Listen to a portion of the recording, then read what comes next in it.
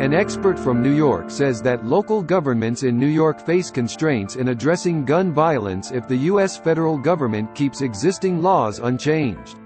Without certain federal legislation, we're limited as to what we can do on the local level. So, cities like New York are not going to be able to control a lot of the guns that come into the state and come into the city. But this has been a problem going on for decades now. I mean, New York City has some of the toughest gun laws in the country, but the problem is that the overwhelming majority of guns that are used in crimes in New York City are out-of-state purchased guns. New York and a lot of other cities around the United States have been experiencing a pretty significant increase in shootings and homicides, and that's really started since the beginning of the pandemic in spring of 2020. A lot of those reasons we assume are linked to the pandemic.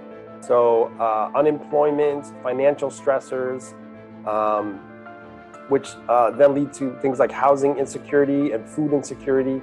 Then all this kind of leads to mental health stressors, and it's these mental health stressors, plus the big surplus in guns we have in the United States, that typically end up with this increase in shootings and homicides.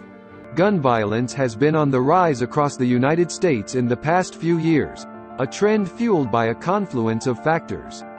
More than 21,000 people have died or been injured due to gun violence in the United States so far this year, during which time it has seen at least 130 mass shootings, according to a database run by the nonprofit research group Gun Violence Archive.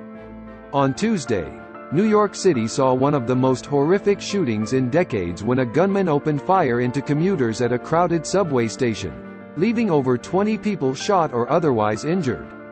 On the same day of the shooting, the U.S. State Department released its country reports on human rights practices of 2021, which criticized other countries' human rights situations while making no mention of its own deteriorating human rights situation.